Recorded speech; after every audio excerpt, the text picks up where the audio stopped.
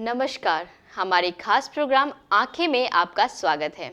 आज के इस एपिसोड में हम बात करेंगे बाल श्रम उन्मूलन पर, ले चलेंगे आपको बोध गया और साथ ही चर्चा करेंगे ध्वनि प्रदूषण पर। अक्सर जब हम छोटे होटलों, सब्जी की दुकानों, स्टेशनों पर या बस अड्डों जैसी जगहों पर जाते हैं तो हमें वहाँ छोटी उम्र के बच्चे किसी न किसी काम में लिप्त मिलते हैं, या छोटे बच्चे जिनको अभी स्कूल में किताबों के साथ होना चाहिए, वे न जाने क्यों इन जगहों पर काम करने को विवश हैं। क्या इसे हम रोक सकते हैं? आइए जानते हैं इन्हीं बातों को।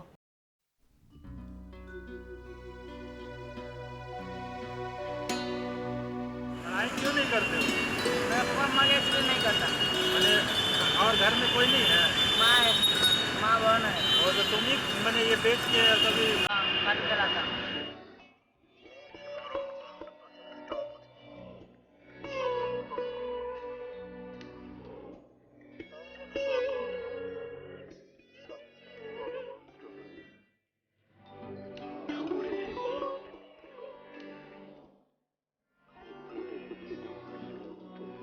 चाय की दुकानों, छोटे होटलों, रेवड़ी और समोसे बेचने वालों और भी बहुत सी जगहों पर ये कम उम्र के अबोध, अकुशल मजदूर आपको मिल जाएंगे। इनके नाम भी एक जैसे होते हैं, पप्पू, छोटू आदि। किसी देश का भविष्य कहे जाने वाली ये पीढ़ी बच्चे जानबूझकर ढकेले जा रहे श्रम की खदान में, जो शायद उनका स्थान नहीं। इनके हाथ तो बढ़ने चाहिए किताब और कापियां संभालने के लिए, लेकिन ये बढ़ रहे मजदूरी पाने के लिए। ये हैं बाल श्रमिक और इनका श्रम बाल श्रम। आज भी बाल श्रम एक गंभीर समस्या है। सरकारों ने अनिवार्य शिक्षा का अधिकार कानून बना दिया, मगर बाल श्रम रोकने में सरकार सफल नहीं हो सकी। ये चिंताजनक हालात हैं। अगर पूरी दुनिया की बात करें तो ये आंकड़ा 30 करोड़ से भी ऊपर है। इनमें से 1/3 से भी अधिक बच्चे खदानों, खतरनाक मशीनों, खेतों, घरेलू कार्यों और अन्य प्रतिबंधित क्षेत्रों में लगे हुए हैं। बच्चों की खराब स्थिति के मद्देनजर भारत विश्व के 6ठे स्थान पर है। देश के अलग अलग राज्यों में स्थितियां अलग अलग हैं, परंतु शोषित, उत्पीड़ित, घर से भागे हुए और अन्य उत्पीड़न के शिकार बच्चों की संख्या लगातार तेजी से बढ़ रही है। वो इसलिए क्योंकि समाज में कानून का कोई डर नहीं। भारत सरकार द्वारा खतरनाक व्यवसायों एवं खतरनाक प्रक्रियाओं में भी शहर, गली, मोहल्लों में बच्चे इन कार्यों में लगे हैं। हर शहर, बस स्टैंड, रेलवे स्टेशनों और सड़कों पर काम करते और अखबार बेचते नजर आ जाएंगे, जो सरकारी दावे की पोल खोल रहे हैं, परंतु इस पर किसी का ध्यान नहीं। घरों में कम पैसा देकर लोग छोटे छोटे बच्चों से काम करवाते हैं। ऐसा सिर्फ कम पढ़े लिखे घरों की कहानी नहीं, अपितु पढ़े लिखे लोग भी इस तरह की मानसिकता को बढ़ावा देते हैं। सरकार के तमाम वायदों के बावजूद बच्चों का बचपन सुरक्षित नहीं हो पा रहा। राष्ट्रीय एवं राज्य स्तर महिला बाल विकास तथा बाल अधिकार संरक्षण आयोग के होते हुए भी बच्चे अपने अधिकारों से वंचित हैं। देखिए, बाल श्रम की जो समस्या है केवल बिहार के बारे में ही मैं नहीं बताऊंगा, ये पूरे भारत की एक बहुत बड़ी समस्या है। और इसका एक सबसे बड़ा कारण है गरीबी। चूँकि जो गरीब हैं उनके लिए हर एक व्यक्ति, उसका हर एक मेंबर, वो बच्चा हो या बूढ़ा हो, वो एक अर्निंग मेंबर होता है। तो सबसे पहली बात तो है गरीबी, और इस कारण पूरे भारत में बाल श्रम एक बहुत बड़ी समस्या है। लेकिन बिहार जो है अति पिछड़ा राज्य है, आर्थिक दृष्टिकोण से भी पिछड़ा हुआ है, तो यहाँ पे ये जटिल समस्या है बाल श्रम। लेकिन बाल श्रम पे सरकारें काम कर रही हैं, लेकिन देखा जाए तो उसका रिजल्ट जो है बहुत सकारात्मक नहीं आ पा रहा है।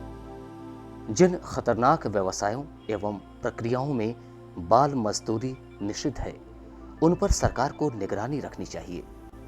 जो परिवार गरीब है उनके लिए आर्थिक स्वावलंबन का उपाय भी सरकार को करना होगा।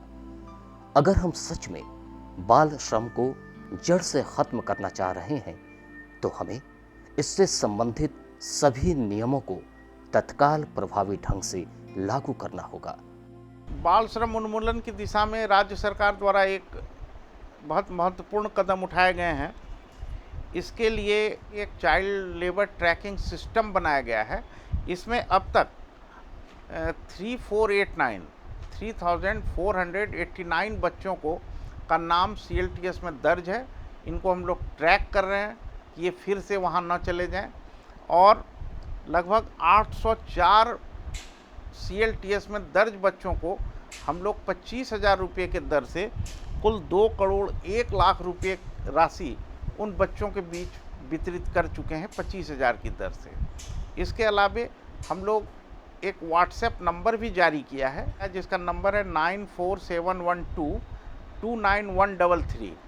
इस नंबर पर इसको हम लोग पब्लिक डोमेन में डाला है कि जो भी बाल श्रम करते हुए पाए जाएं, कोई शिकायत हो, हमें इस व्हाट्सएप नंबर पे वो शिकायत दर्ज करें, जिस पर हम लोग त्वरित कार्रवाई करके उस बच्चे को विमुक्त कराते हैं और दोषी नियोजक को दंडित करके बाल श्रम उन्मूलन की दिशा में हम लोग कारगर कदम उठाते हैं। लेकिन जहाँ तक है कि ये तो सरकार अपनी ओर से सारे प्रयास कर रहे हैं, परंतु इसमें जब तक समाज का जुड़ाव नहीं होगा, वो इसमें जागरूक नहीं होंगे, तब तक बाल श्रम को सिर्फ हमारे और सरकार के भरोसे उन्मूलन कर देना संभव नहीं है। बच्चों के हितों के लिए जितने भी कानून बने हैं उनका लाभ जब तक बच्चों को नहीं मिलेगा वे सबल नहीं बन सकेंगे और न ही देश का बेहतर भविष्य बन सकते हैं। ये बात सिर्फ सरकार ही नहीं, नागरिकों को भी समझनी होगी। तभी हम अपने राष्ट्र को विकास की राह पर निर्बाध रूप से लेकर आगे बढ़ सकते हैं। सचमुच सरकार के साथ नागरिकों को भी अपनी जिम्मेवारियों को समझना होगा, तभी हम इन ज़मीं के सितारों को संजो पाएंगे। वक्त हो चुका है अभी एक ब्रेक का, लेते हैं एक छोटा सा ब्रेक।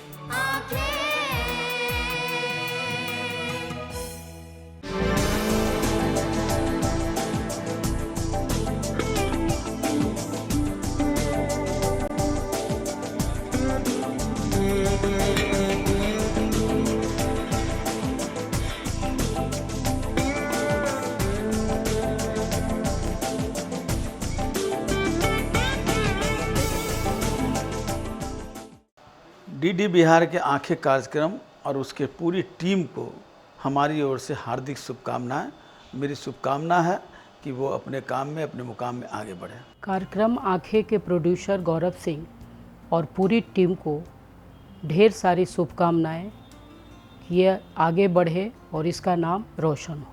कार्यक्रम आंखें से जुड़े हुए टीम के जितने सदस्य हैं उन सभी सदस्यों को मेरी ढेर सारी शुभकामनाएं एवं धन्यवाद। जिस तरह यह आंखें कार्यक्रम सामाजिक उत्थान के लिए जो लोगों में जागरूकता फैला रही हैं, इसके लिए मैं आंखें कार्यक्रम को और उनके सारी टीम को ढेर सारी शुभकामना देता हूँ।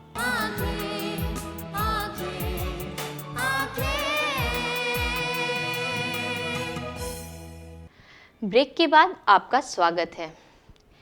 जब हम ज्ञान, दर्शन, साधना, तपस्या की बात करते हैं तो सहसा ही हमारे मन में अपने राज्य के शहर बोध गया का स्मरण हो आता है। बुद्ध की धरती, ज्ञान की धरती, धरती जो बहुत कुछ कहती है।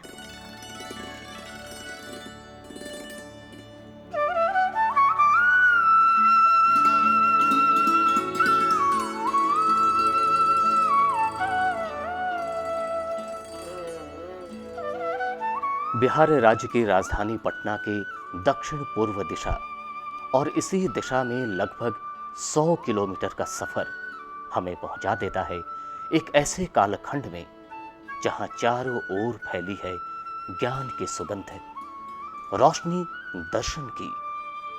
चारों ओर प्रहरी समान पहाड़, जिला गया और हम पहुंच चुके हैं शहर बोध गया।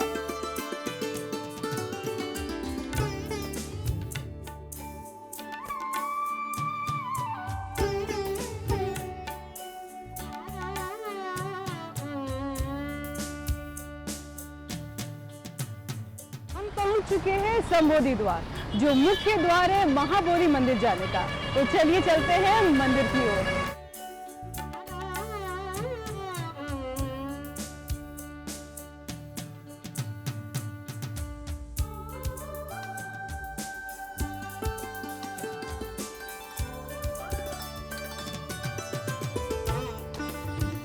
यही वो स्थल है जहां गौतम बुद्ध को पीपल के पेड़ के नीचे ज्ञान का प्रकाश मिला। तभी से यह स्थल बौद्ध अनुयायियों के लिए बहुत महत्वपूर्ण हो गया। साल 2002 में इसे विश्व धरोहर के रूप में घोषित कर दिया गया।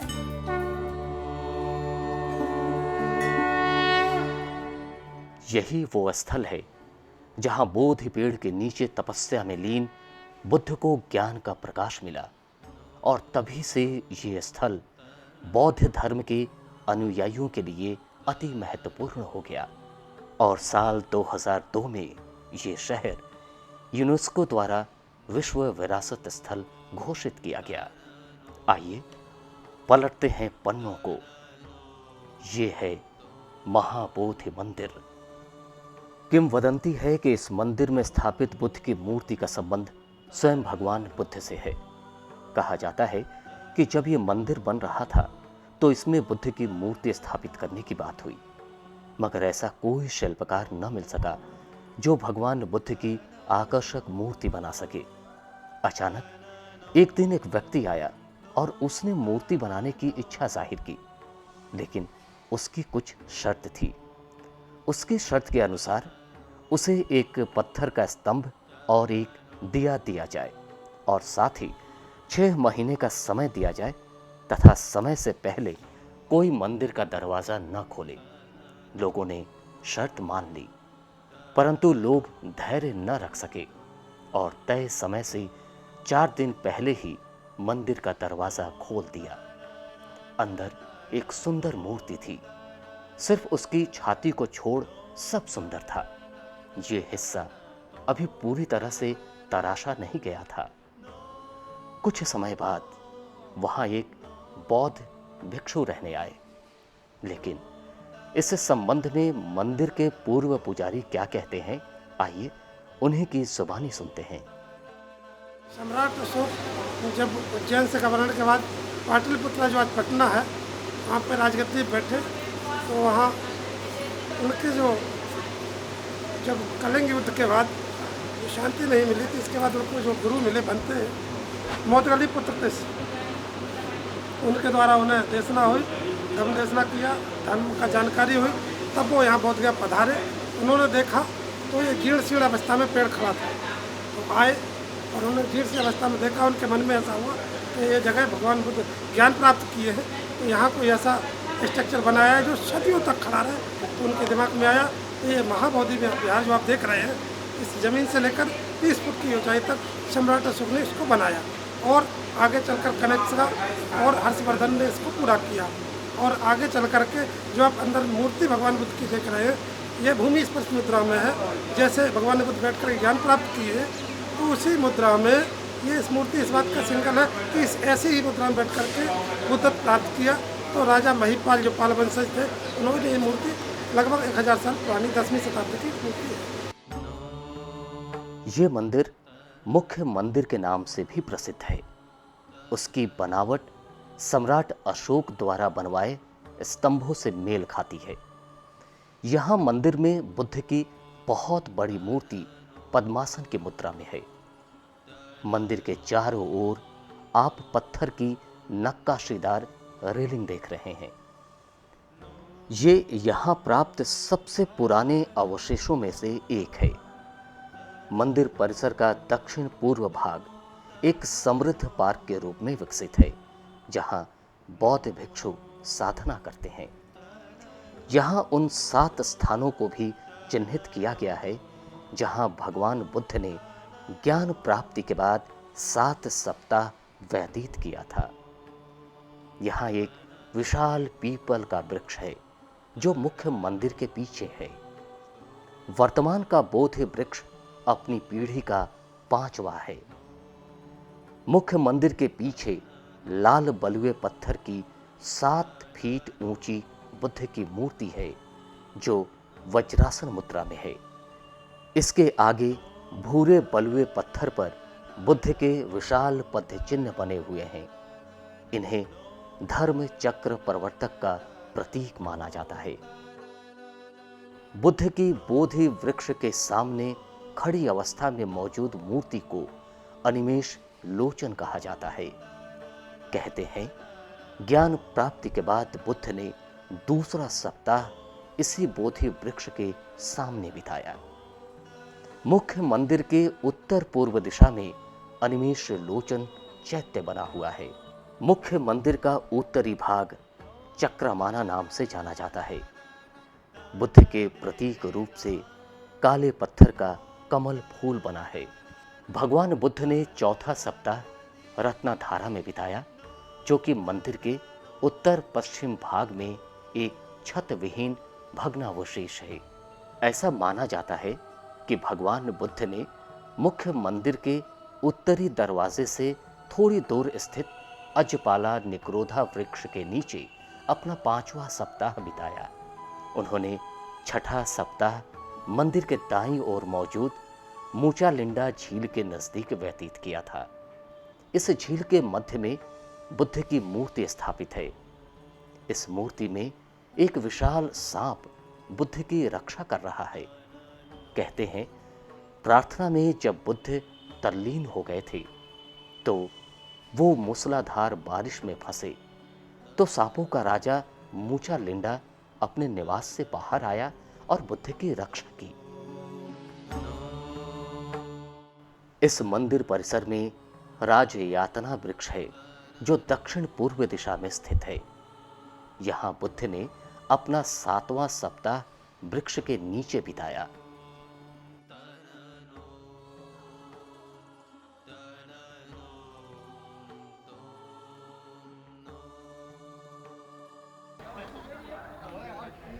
सच में इस मंदिर परिसर की छटा देखते ही बनती है, मन नहीं करता यहाँ से जाने को। बुद्धम शरणम गच्छामि, बस यही एक ध्वनि कानों में गूंजती रहती है जो हमें रोक लेती है।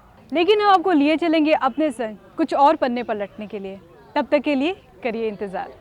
सचमुच हमारा बिहार ज्ञान, विज्ञान और दर्शन की धरती है। वक्त हो चुका है एक और छोटे से ब्रेक का। आइए लेते हैं एक छोटा सा ब्रेक।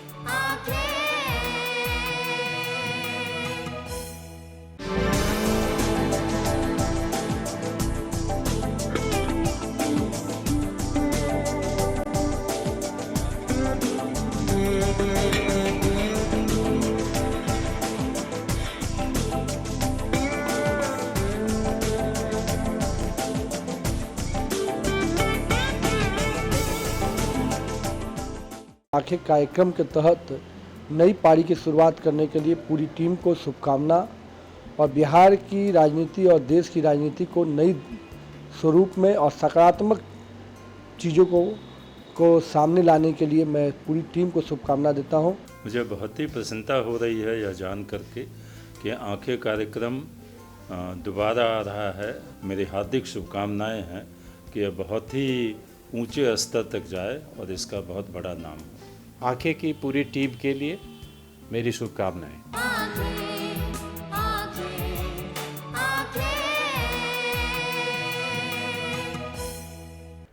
कैसा लगता है जब आप सुबह सुबह उठकर टहलने जाते हैं? क्या यही काम आप दिन के समय कर सकते हैं? खुली सड़कों पर दिन के समय अपनी ही आवाज़ नहीं सुन पाते हैं। आखिर क्या है ये, क्यों है ये? आइए जानते हैं इस रिपोर्ट में।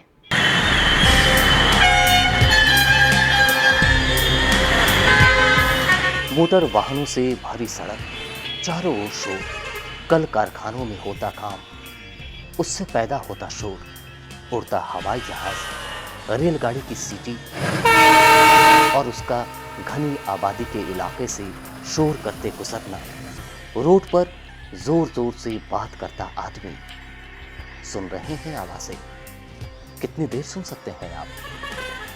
क्या ये संभव है कि आपके घर के पास से रेलगाड़ी गुजरे और आप अपनी नींद पूरी कर लें? भाई सड़क पर चिल्ला चिल्ला कर क्यों बात कर रहे हैं? इन सवालों का जवाब कुछ यूं आता है। जी सुन रहे, लेकिन ज्यादा देर तक नहीं सुन सकते। आवाज़ सुन के एकदम से बुरा हाल हो जाता है, कान एकदम फट जाता है, लेकिन क्या करें, थोड़ा सा हम लोग मजबूरी में यहाँ पे खड़ा होना पड़ता है और आवाजाही में तो बहुत ज़्यादा दिक्कत हो जाता है। इस गाड़ी का शोर शराबा से हम लोग का मेंटलिटी इतना परेशान हो चुका है कि हम लोग घर में भी जाते हैं तो अपनी फैमिली से जब बातें करते हैं तो उनकी हर आवाज़ से हम लोग को कम सुनाई पड़ता है, और जब हम बोलते हैं तो वो कहते हैं कि इतना तेज क्यों बोल रहे हैं। रेलगाड़ी जब घर के पास से गुजरे तो कोई भला कैसे सो सकता है? और इतना शोर है सड़क पर, चिल्ला चिल्लाकर न बोलूं तो बात कैसे होगी? ऐसा क्यों है? जरा ध्यान से सुनिए, जवाब मिल जाएगा। आप समझ गए होंगे, हम बात कर रहे हैं ध्वनि प्रदूषण की।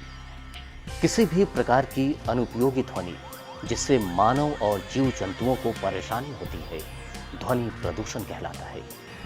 यातायात के साधनों के द्वारा उत्पन्न शोर इसका प्रमुख कारण है। हर वर्ष बेतहाशा बढ़ते वाहनों से वृद्धि हो रही है ध्वनि प्रदूषण में। हमने टेलीफोन पर किसी से बात कर सकते हैं, अगर कोई मैसेज, किसी का फ़ोन अर्जेंट आ रहा है तो वो आप बात समझ में नहीं आती है कि हम क्या बात करें इधर से। और दूसरी बात है कि ऑटो वाले लोग की जो आवाज़ जो है उसका जो है कैसे पास कर जाता है, कुछ समझ में नहीं आता है कि उसकी आवाज़ में क्या। तो सरकार को क्या करना चाहिए? सरकार पर इस पर नियंत्रण करना चाहिए था, साउंड पॉल्यूशन पर नियंत्रण करना चाहिए। दुनिया में सबसे ज़्यादा शोर का स्रोत मोटर वाहन का शोर है, लेकिन इसके साथ इसमें वायुयान और रेल से होने वाला शोर भी शामिल है। अगर शहरी नियोजन सही ढंग से न हो तो हालात बुरे हो सकते हैं। कान से जो हम स्वर ग्रहण करते हैं, जो आवाज़ ग्रहण करते हैं, उसका सीधा प्रभाव मन पे पड़ता है। और इस मन के शांति के लिए, खुशी के लिए, मन को अच्छी से अच्छी संगीत, कर्कशा शब्द कम से कम जाए तो हम खुश होते हैं और हमारी आत्मा तृप्त होती है। और शोर से सबसे ज़्यादा व्यक्ति का मस्तिष्क प्रभावित होता है। किसी के मन को विचलित करने के लिए आप शोर मचाइए, हल्ला करिए, कुछ भी मनवाना है, जोर अपना डालना है अपने विचारों का, तो आप शोर मचा के उसको विचलित कर सकते हैं। और यही आप गाहे बेगाहे अनजान में हम फैला रहे हैं समाज में, और इससे बहुत तरह की बीमारियां हो रही हैं। कान से सबसे पहले मैंने कहा कि ब्रेन प्रभावित होता है, सबसे पहले वो इफेक्टिव होता है। और वो इफेक्ट, उसके इफेक्ट से ब्रेन के अंदर गलत तरह का हार्मोन का सिक्रेशन होने लगता है, जो आए दिनों कुछ दिनों के बाद वो किसी अलग तरह के साइको डिजीज़ के रूप में वो उभर के आता है। इतने शोर शराबे में कोई भी व्यक्ति चिड़चिड़ा हो जाए। आपको हमारा प्रोग्राम कैसा लगा हमें ज़रूर बताएं। हमें ईमेल करें नीचे लिखे ईमेल आईडी पर। आज के लिए इतना ही, फिर मिलेंगे अगले एपिसोड में कुछ नए मुद्दों के साथ। धन्यवाद।